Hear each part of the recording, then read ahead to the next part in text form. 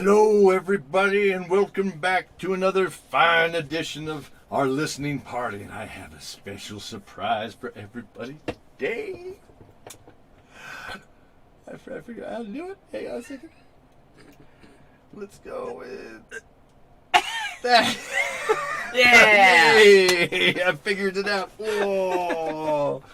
All right. So joining me today is, of course, Storm S. Cone and Sarah Jenkins. Hello, hello. Also Hi. known as Zane and Sophie from the show. All right.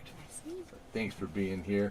Love you both. Love you too, my Love kid. you. And here we go. And we can start this off by saying Happy Pride, everybody. Yeah! Having fun? Mm-hmm.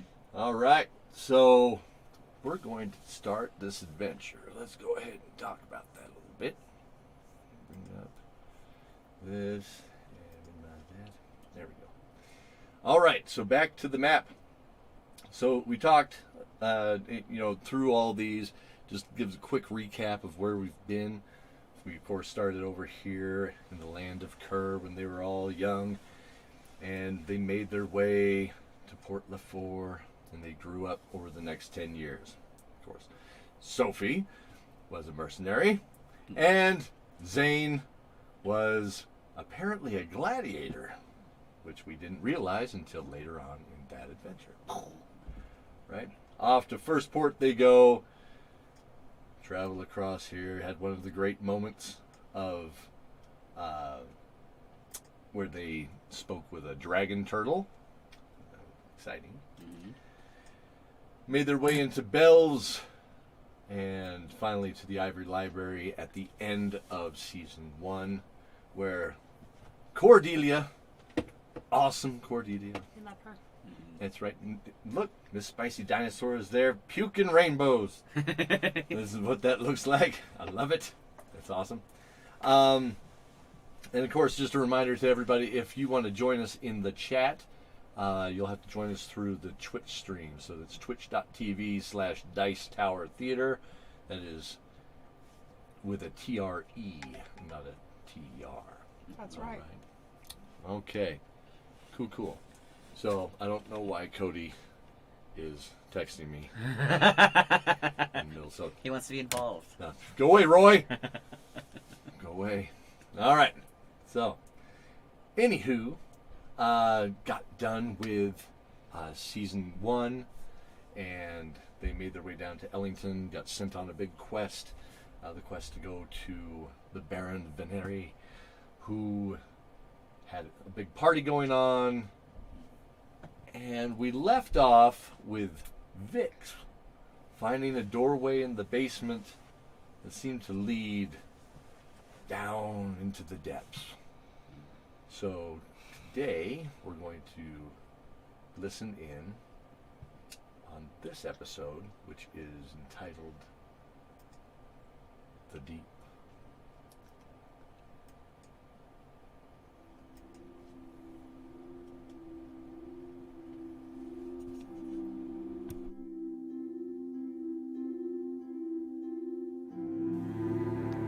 Hello, everyone. Thank you for tuning in to Dawn of Dragons. In these hard and trying times, I thought it would be in the best interest of you, our listeners, if I ceased with the 3-week cycle of releasing the episodes and instead gave you something to listen to while you may be dealing with everything happening with the coronavirus. We've seen it hurt many people that are close to us in different ways. Some of us have been, affected by getting sick. Some of us have been affected by travel and quarantine, even sometimes when it's work-related. Of course, for many of us, the day-to-day job is what is required in order to pay for our homes and our families. And quite frankly, it's scary. But there's hope. Many years ago, we did a show where the closing statement was, there's hope. There's always hope. And that has rang true with me for many years since then. to the point where I named my daughter with the middle name of Hope. Our fantasy world that we give is an escape. Sometimes it's dark, foreboding, and other times there may be humor. But there's always hope. There's always hope that good will conquer evil. There's always a reason to continue to press on. So as I finish these episodes, I'll be putting them up as soon as they're done. They won't follow any kind of schedule. Of course, that hampers any kind of preliminary hype or what have you, that kind of marketing. So I'll rely on all of us together to help spread the word about the show and give people a story they can listen to and escape from the constant bombardment of what's happening around us, even if it's for a moment. But remember, there's always hope. Thank you, and I hope you enjoy Dawn of Dragons.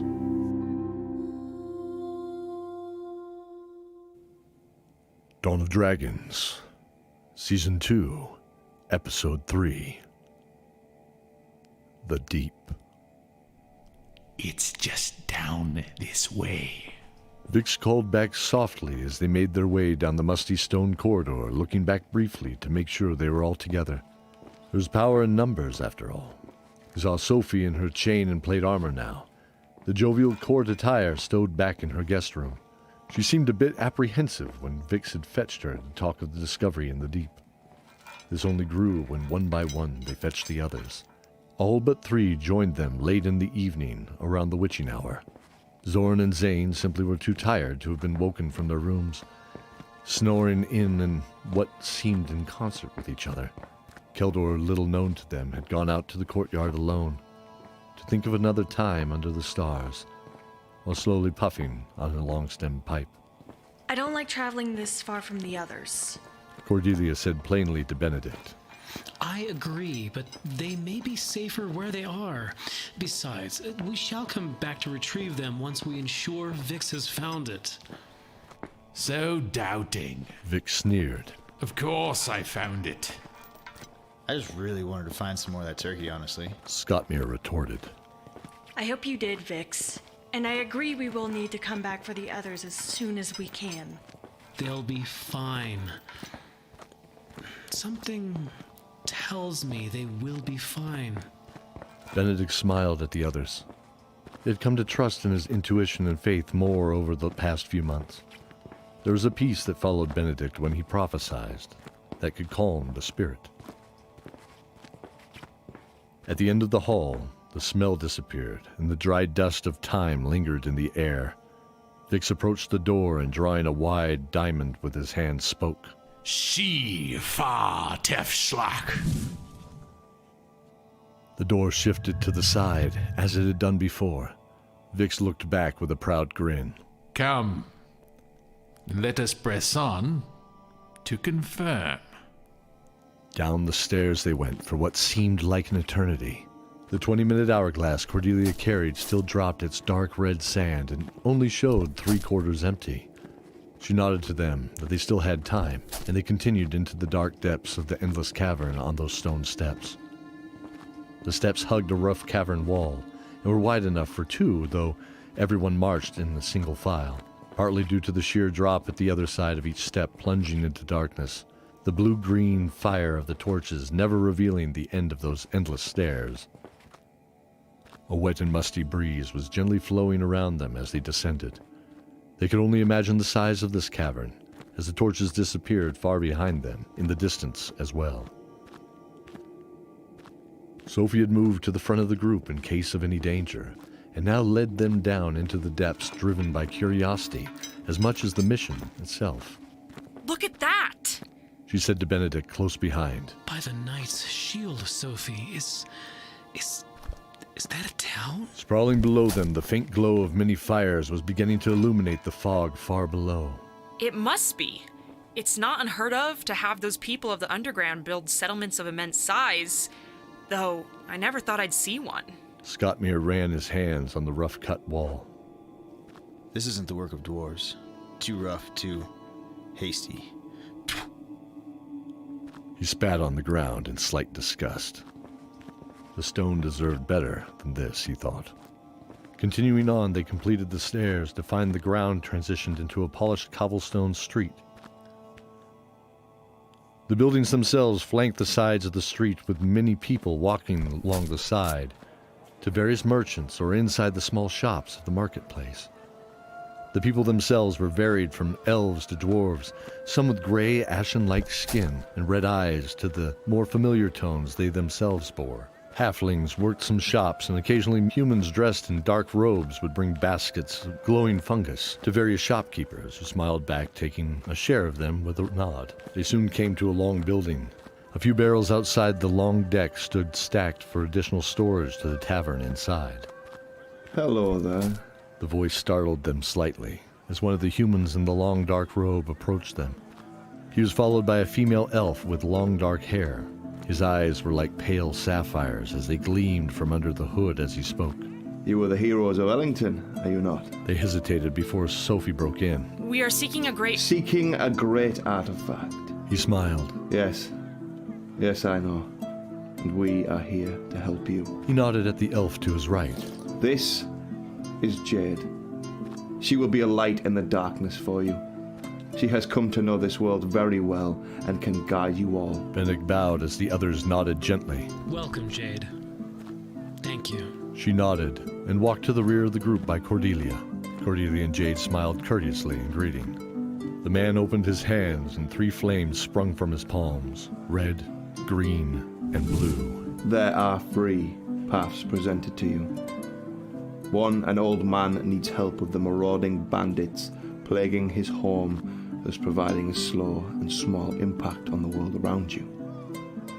A merchant holds path to great riches, providing you can allow yourselves servitude to him. And the other can heal the heart of your world, though it may come at great risk and sacrifice. He smiled, allowing the glow of the lights illuminating his face gently. Sophie turned to her friends. Should we help the old man? He's someone who's What do we asking do? for help. We're honored back to help those in need. I won't be anyone's servant, no matter the price. They all paused, all knowing the obvious choice. Sophie looked back in his crystal clear eyes. The blue flame has the great risk, correct? He smiled. Are you sure, Sophie? I foresee a path you can understand, let alone tread, but you will have to walk yourself. Though you will all be together, He nodded at the group. you will feel absolutely alone. Sophie closed her eyes and took in a deep breath. She thought of herself alone in Al-Nakhan, waiting for her sister who never came back home. Then waiting for Zane for so many years. I am no stranger to being alone. She stood straight. I know it better than anything else. The man closed his eyes, nodded, and smiled gently. He looked at the rest of the party. Are your minds made up too? Will you accompany Sophie on this journey? They smiled and nodded in agreement. Then step into the room behind me, adventurers. I wish you find what you seek and can heal your world. They looked at each other smiling before stepping into the door. Zane sat in a meadow of white flowers as a bright midday sun shone on his face and shoulders. The sweet grass he gently chewed in the center of his mouth was welcome, mixing with the perfume of the flowers and nearby lavender. He turned and saw Sophie in a white dress. A white bridal dress, he noted. She held a small bird in her hand, gently stroking the brown and red feathers of the robin. She smiled at it before turning to Zane. He smiled back. She gently brought it up to her cheek for a gentle caress before setting it free to fly. It spread its wings and gently ascended into the warm light. She walked over to Zane, the dress billowing behind her, dancing in the gentle wind. She knelt down to him, leaning in to kiss his cheek gently.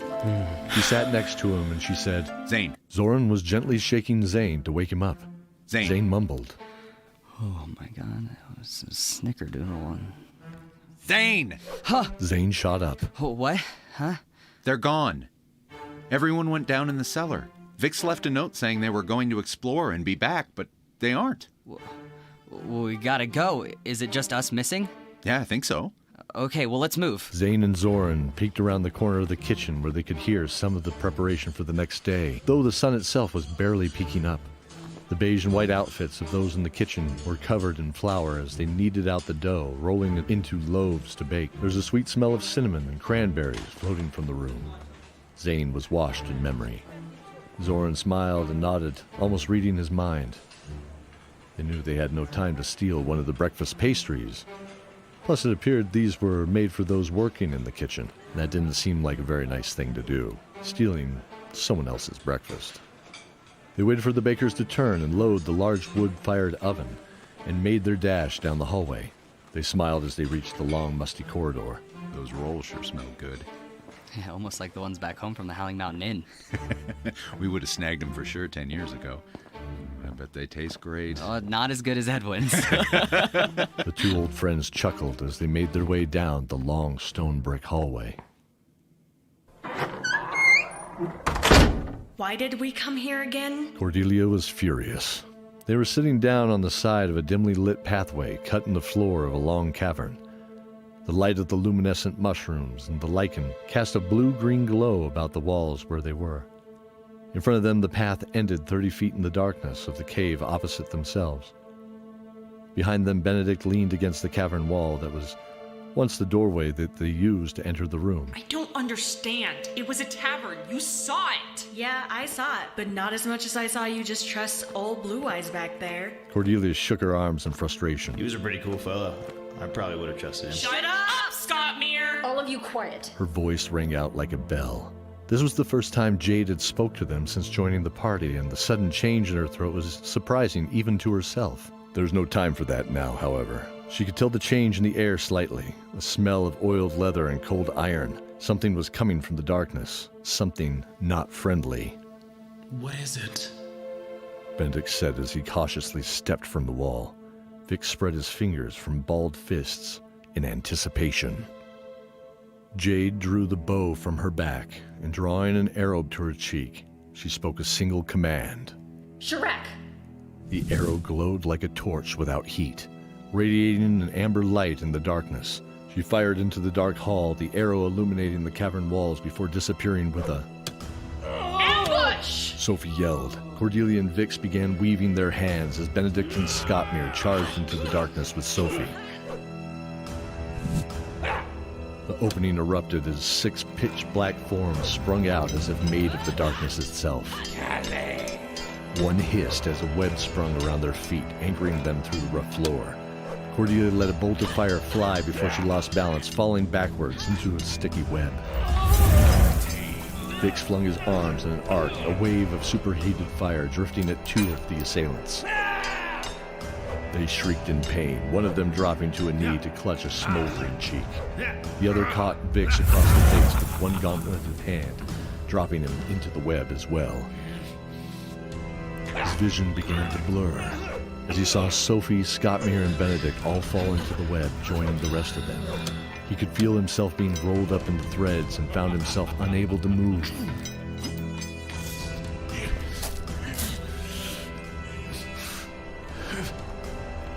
His vision was darkening now, some tranquilizing effect of the webs he imagined.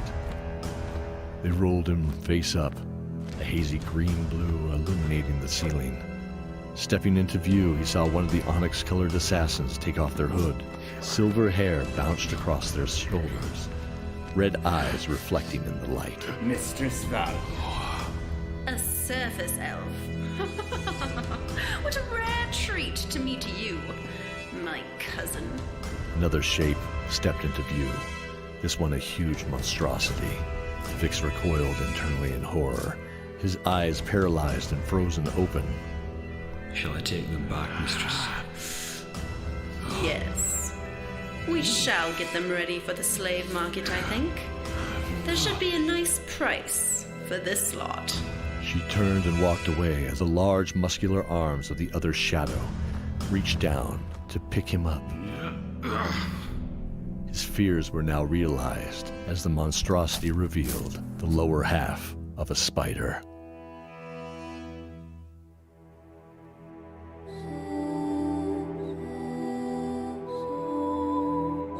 The Stranger is played by Philip Usher of the Averin Dark Saga podcast. Dryder, performed by Benjamin Corley. Mistress Valia is played by Bridget Ferrugia. Janik is played by Stephen Ferrugia. Jade is voiced by Cara Danvers. This is Vix, the Chaotic You Sniveling Fools. Voiced by Daniel Nichols of the Happy-Go-Lucky Podcast. Gottmere is played by Colton Jansen. Sophie, played by Sarah Jenkins. Cordelia Shieldheart is played by Jolene Frescus. Benedict Shieldheart, played by Brian Dowling. Zane Shieldheart, played by Storm Esco. Zoran, played by Cody Miller. And I am Mike Atchley, your narrator. Okay. Yeah. There we go. The deep. What lies in the deep? Okay, so things to talk about. So there's a lot in that took me by surprise. That's why I love doing this. Is I remember the little tidbits and what have you, both at the table and when we were recording it. Mm-hmm. In this case, just the intro alone took me off guard. I was like, oh yeah, that's right. I forgot that. So this would have been, let's just look at it. I think it'll actually say it. The release date on this guy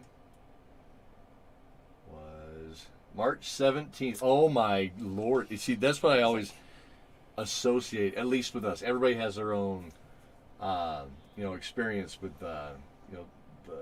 the virus across the world, right? It approached everybody in different ways, different times, and all that. So that weekend, we had our last in-person in-game game. Yeah, that's right.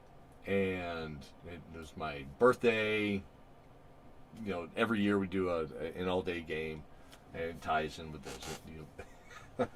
And all the different big sessions, right? We talked about the game in Ellington is where it all started, and that was on my birthday, and just every year we do something big, and just food and game and have fun. And so we did that knowing that it was probably going to be the last time, because the day before everybody was like, we can't be in the office, what are we going to do? That following Monday, everybody was working remote, and then we had St. Patrick's Day was when it all came together. Yeah, absolutely. The Spicy Dinosaur, aka Cordelia, aka Jolene, wonderful Jolene. The thing that it just rings with me was we didn't know what we were going to do. And I don't think anybody did. And anybody does. I mean, we're still figuring a lot of things out.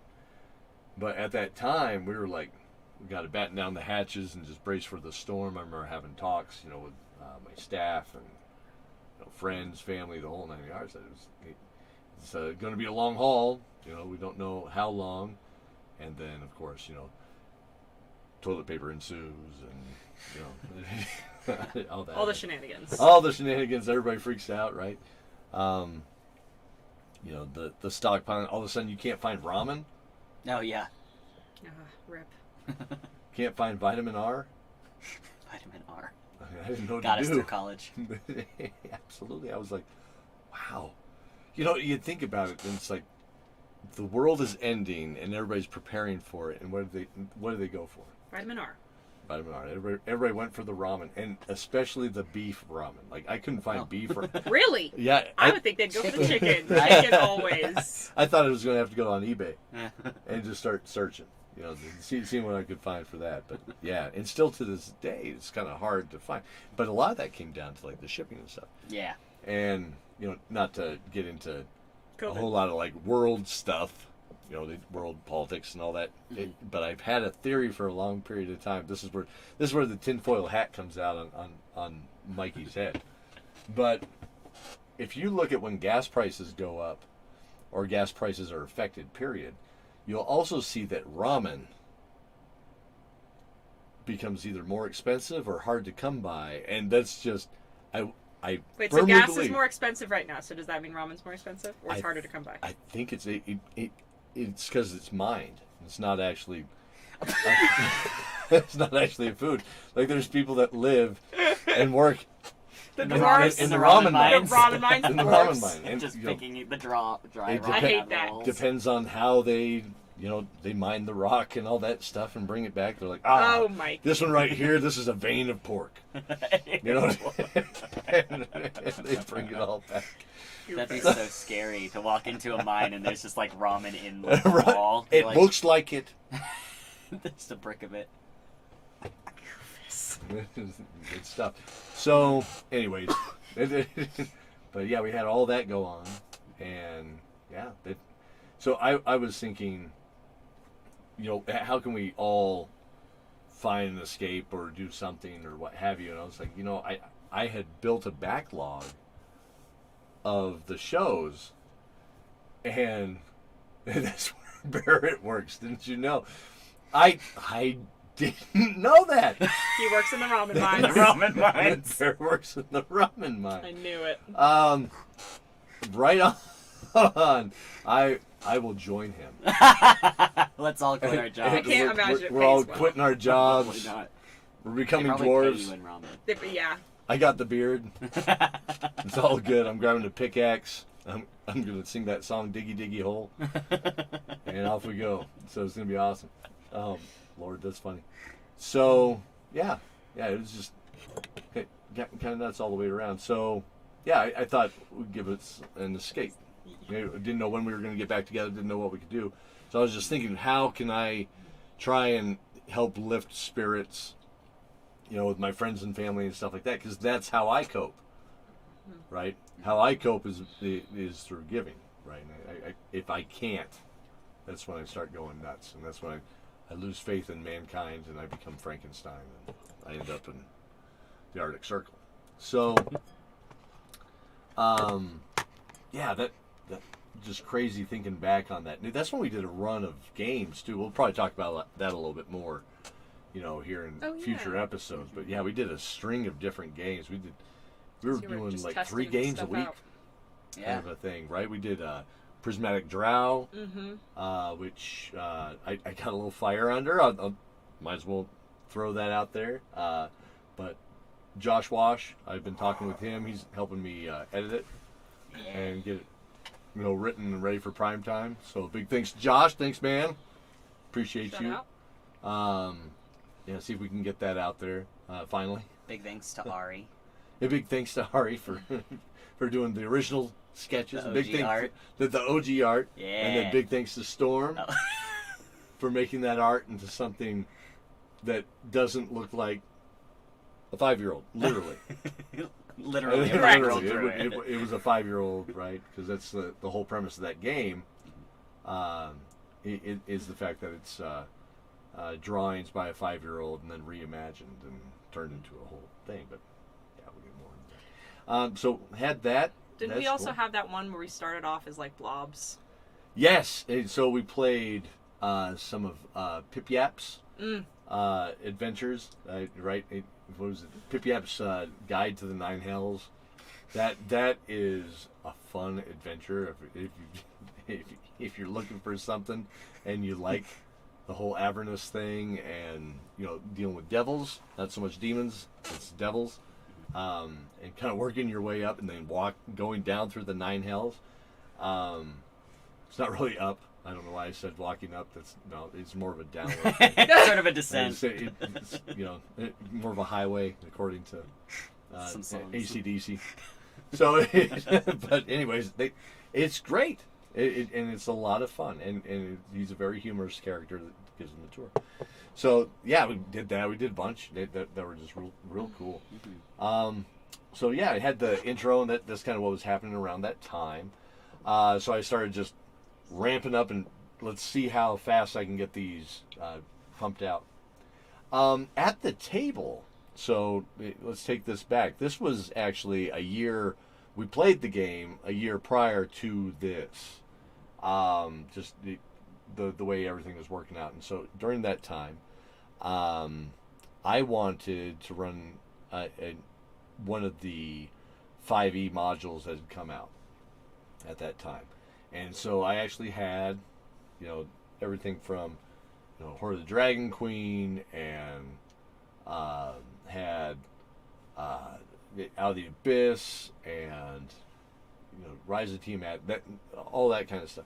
And so when the stranger gives those choices, in the game, what ended up happening was we were actually, like I've said before, full disclosure, I just pulled from a lot of stuff from my memory of D&D stuff. So I'm like, I need a hub. I need a quest hub. What's the biggest quest hub in the D&D universe? Well, that's going to be the City of Sigil, the City of Doors, that is in the realm between realms, that ties in all the different realms and what have you. But I can't remember crap about it, except for the video game I played, that many of us played, involving Torment.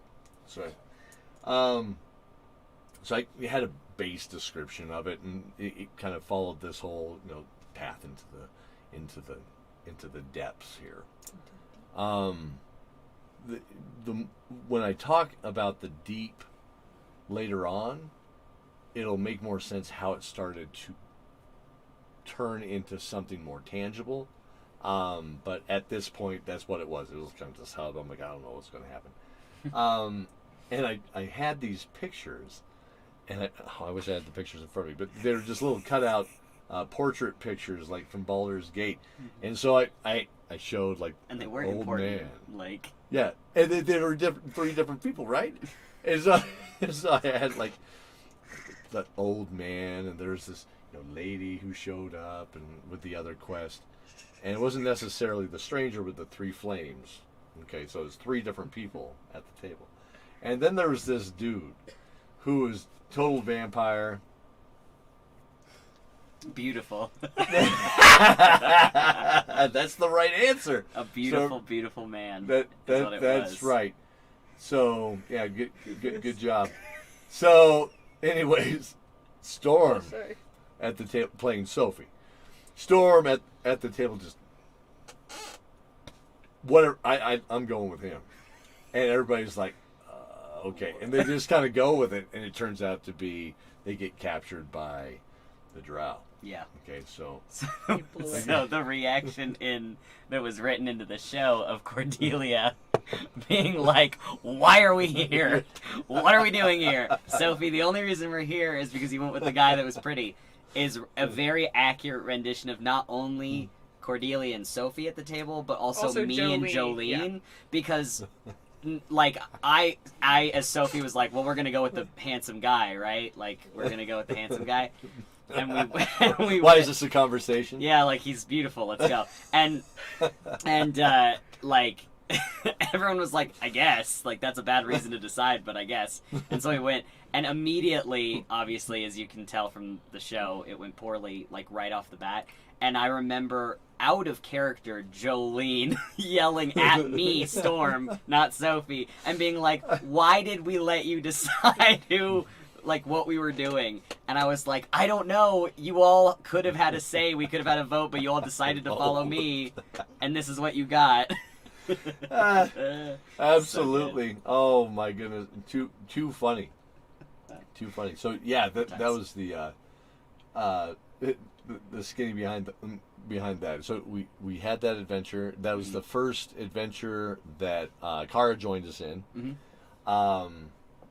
We're playing Jade, and yeah, it just kind of a really cool pinnacle part of the story. This is where we kind of, I think, like I said in the last show, this is where things start to get a little bit more spiritual. They start to get a little bit more, out there. This from here out in the season, it really is. Almost feels like a waking dream. It's a lot of fun. Now, at the table, what was happening was that decision took them down the road of playing Out of the Abyss. And so we went into Out of the Abyss, and I did what I I do. I don't really read the module per se and just kind of grasp what I want out of it and just kind of make stuff up from it. And so we had some of it stay, some of it didn't, and some of it I read into way too different. And that's kind of what made the rest of the season come to life, which was fun. So looking back on it, I know we were all very excited to get out of it. But at the same time, it's like, this has been a ride. So it fits for story. We were there for a while. It was about a year of of being there. Yeah. And there was a lot of traversing. And I remember we had a lot of unlucky rolls during the traversing, too. Like, I think we all got, like, black lung or whatever it was. The grackle lung. Grackle lung. So at one point, like, we're all suffering. So I remember all of us being like, what is going on? Where did we go? I also can't entirely remember if the way you wrote it in was the same as the way... What did you say? Oh, right. So, Benedict Shieldheart joining us said, that soundtrack you played for Out of the Abyss still haunts me. So, that was pretty. So that is, give me a second. But I had it there for a second. But it is a very ambient, synth core dungeon synth band, where it's like 15 minutes of just this. Of just noises. Yeah. And we would be sitting there with that blasting in a dark room while we're rolling to get grackle lung. We're like, oh my god. How do you feel? Really doomed. Really doomed. So, whoa. There was more Brahms in that than most trailers for like Aquaman. Yeah, and sometimes it's like it's and there'd be like echoing noises, like a pebble being thrown down a hallway or something. Yeah, it was pretty good. I mean, it was very soothing. But I can't quite remember if the reason that Zane and Zoran weren't there, was it because we couldn't wake them up? Was that the reason? I can't remember why they weren't there originally. So what happened in the real game was we had okay, so but backtrack. I gotta kind of backtrack into it. Zane and Sophie, Sophie. So Sophie was there, and in the game. Yeah. But Zoran didn't make it. So he wasn't there that night. Yeah, so Cody wasn't there that night. Right. Yeah, Cody wasn't there that night, and so I wrote in that Zane was behind with him. Yeah, I was behind with him. Okay, thank you. Yeah. I was trying to remember. I was like, why wasn't Zane there? Because I remember Sophie and him. We had RP'd that the night before, or the last session, and then the next session Sophie was alone, and I was like, why? Yeah. Okay, so they were technically just still sleeping. Yeah. Just left them to rest. And Vix, so Phil, playing Vix, was actively avoiding anything to do with the ball. Oh, yeah. Refused to be in the ball. He was like, I'm out. He was like, what's in this corridor? You're like, okay, I get it. From the last episode. He would not stay in the ball. Whereas Sophie and Zane were being obnoxious. And I was like, can I climb on the roof? Correct. Yeah, so when we got into the next session, because that's when we had taken a break for a little bit in between that. So like episode 2 and episode 3, there was a bit of a break, like a month or two, while we were dealing with, we had shows going on and all kinds of other stuff. And so Brian and I talked, and I was like, hey, I want to just throw everybody into a different adventure. What do you think? He's like, yeah, cool. So, that's when I gave the choice and all that stuff. Yeah, too funny. So, what else did I note on here? So the shot with the light arrow in the dark, that was like Kara's first time, taking the action, and I remember she's like, I'm going to cast light on the arrow, and I'm going to shoot it in the darkness, and I went, you sure you've never played before? Because that's just really so cool. And so went in there, and I'm like, roll me a 20. Let's see what happens. And it came up high. It was like, 18, 19 kind of thing. I'm like, I'm going to have something happen. So, it hit a drow. And so you hear the thud of the drow, and then all these drow came in. I'm like, here we go. Yeah. And it was a battle we were not supposed to win. Correct. So it was a and lot. Everybody, oh my goodness. Thank you for saying that, Storm. Thank you for saying that. That reminded me. So here's a tip for all you players out there is sometimes you can run.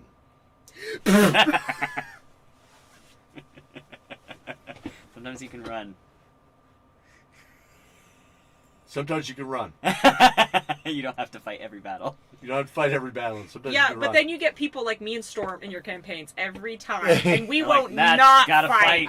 Gotta So- fight. Sorry. Oh no, I, our group is a lot of heroes to that point, right? So you got two of you, got everybody involved with the group is a bunch of heroes, and they're like, you know what?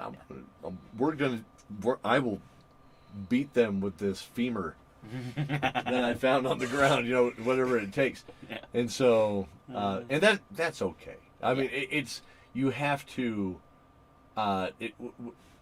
Being a DM, the challenge is just making it obvious. And I think actually in Out of the Abyss, okay, so in the module itself, one of the best things that's written, and I didn't put this part into the show that we did, but but in there it says, if you have players that won't run, when Demogorgon shows up, grab a fistful of dice and just roll it.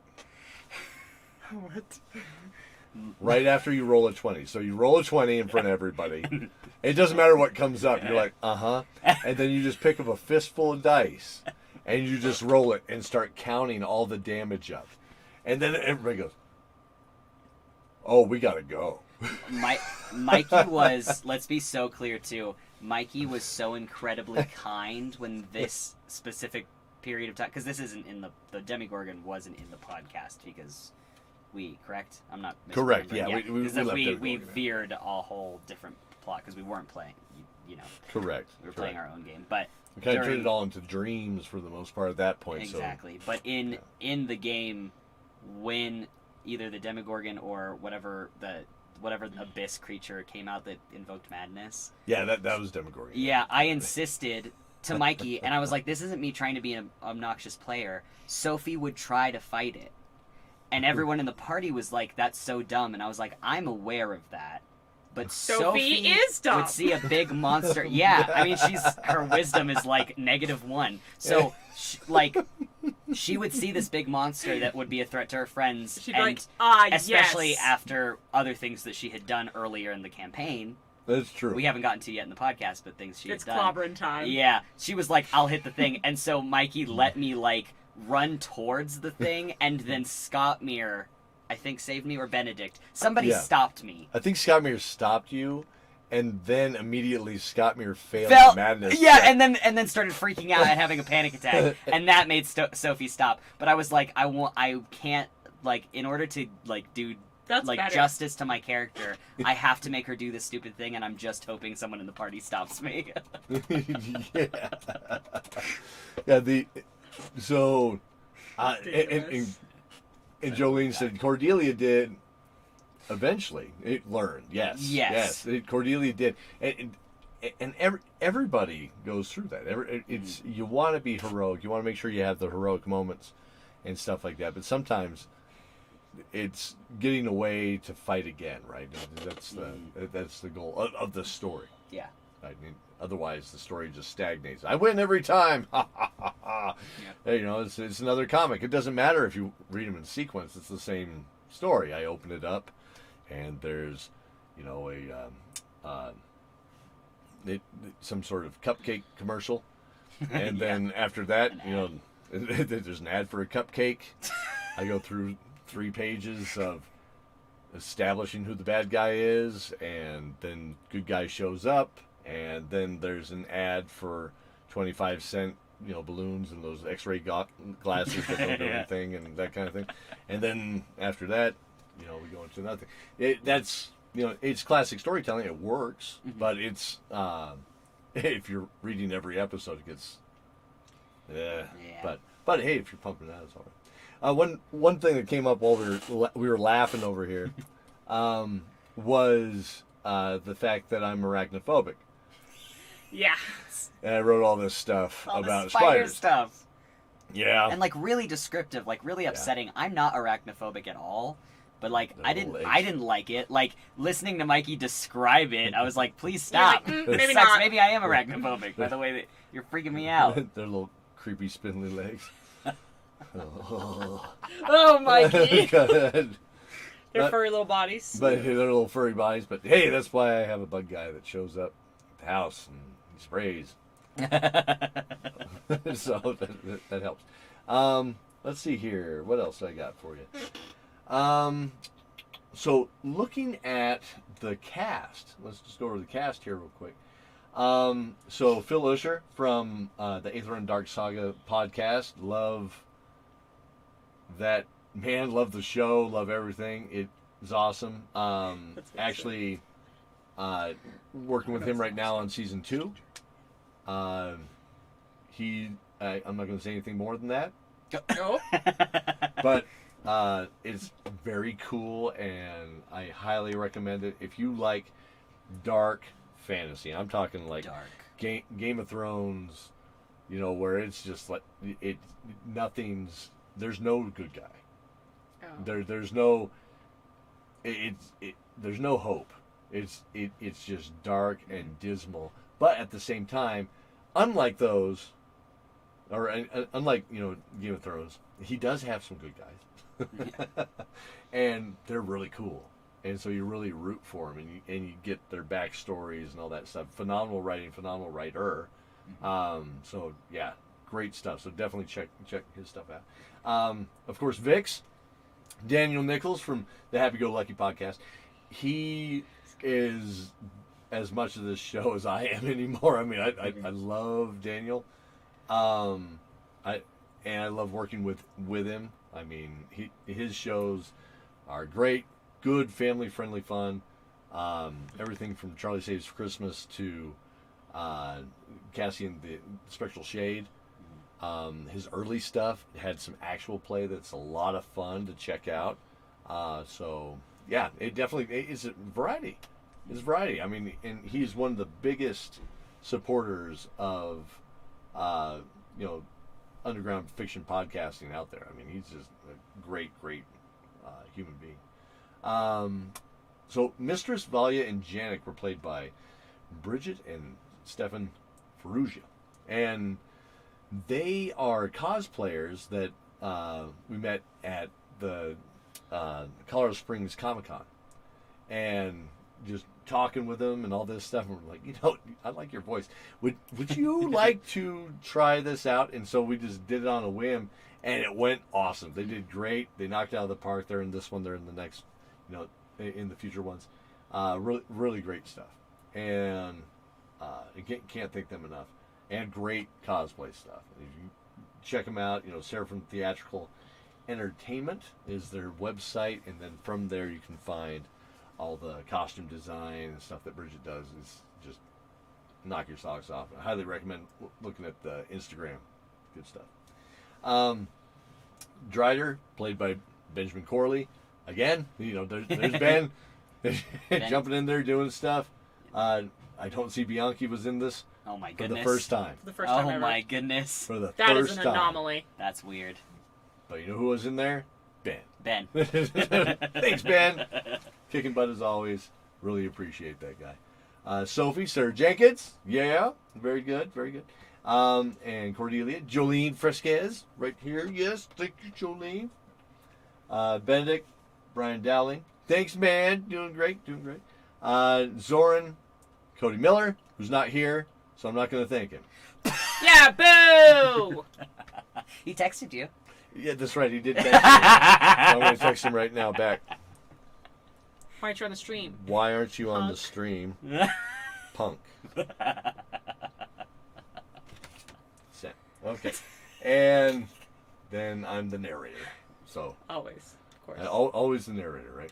So, let's see here. So, also, this is when our Patreon was starting to take off. I know Amelia Emberwing, and Haley Munoz were two of the only patrons we had for a long time, and that was so awesome.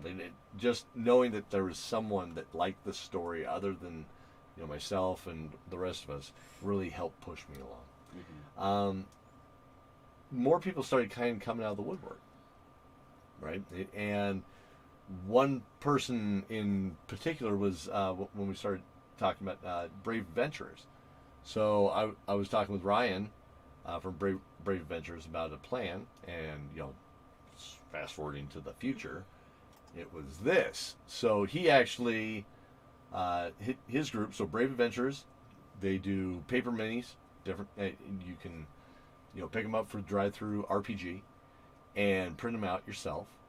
And there's actually a set of Dice Tower Theater characters as paper miniatures that you can print out right here from the webpage. So pretty fun. You got Cordelia.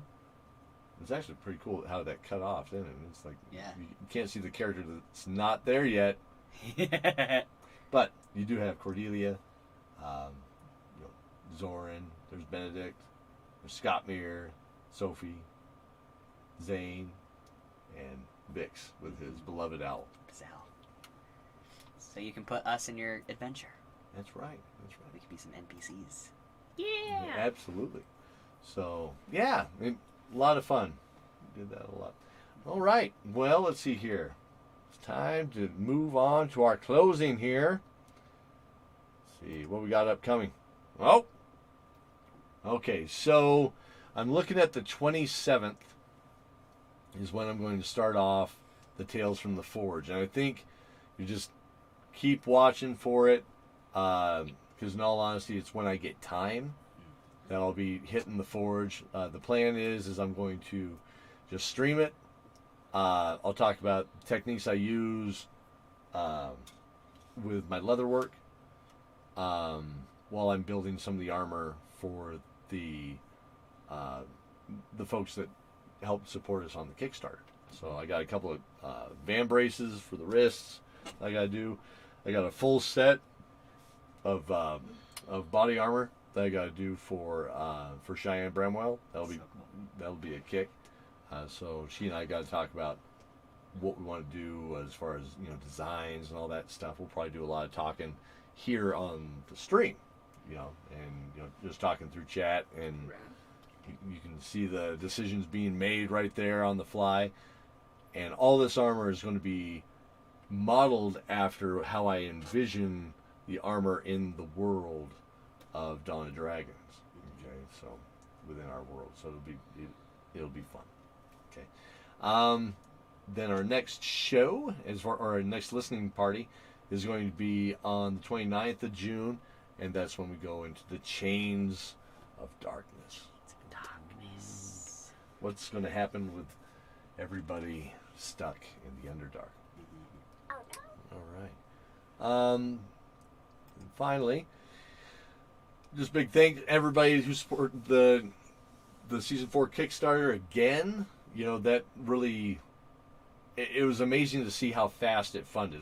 We hit 100% funding in like 48 hours, and from there it was just all gravy, and all that's going towards being able to thank the huge cast that we've accumulated, that everybody putting in their time, saying, yeah, I'll jump in there for a character, I'll jump in, that kind of thing. I'll be able to thank them all, at least with a t-shirt with their name and the character that they played, that kind of thing, as a cast member, that kind of thing. I think that's at least something. Again, thanking Brave Adventures, Ryan. I remember when we talked, we were like, okay, we'll just promote each other. And, we were like, cash is just so boring. And all right. Benny Shieldheart's now following. That's good. Thanks, man. So we talked about it, and I was like, well, what if we just do this and just see?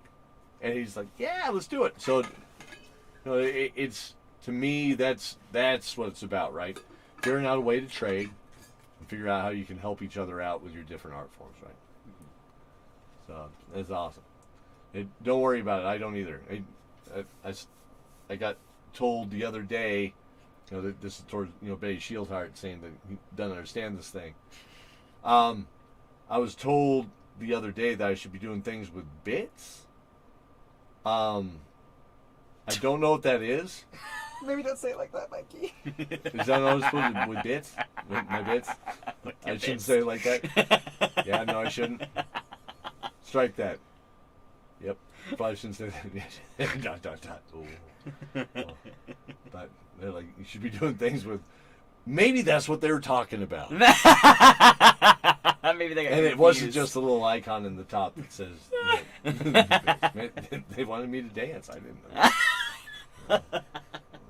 Money was flying. It's all confusing. I don't know. They were smiling. I was standing on a table.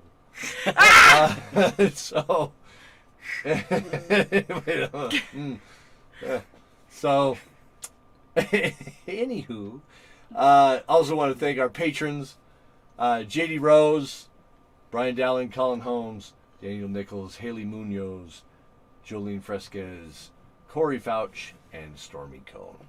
All right, all the help and support really gets things moving. Because of the support, I've been able to put more, funding towards promoting the show, as well as enhancing the show itself. We bought more and more, different synths or, audio stuff or cups or whatever, right? And we're finding ways, trying to reach out to everybody, and that's kind of the call for everybody here. I mean, if you want to help the show, tell people about the show. That's the biggest thing that you can do. It's really awesome, so I appreciate it. All right, so that being said, I'm going to close down the show, but as we do, and we say goodbye, again, got a song for everybody or something like that, right? I want to do a song. And there's the music that I write is probably the biggest clue into things that are yet to come. And it's the way it is. I'll write a song, and it's usually within the title. Of course, you don't see the title, you don't know what it is, but it's how it all flows. And there's one song in particular called The Windmill, and it fits this show that we watched tonight.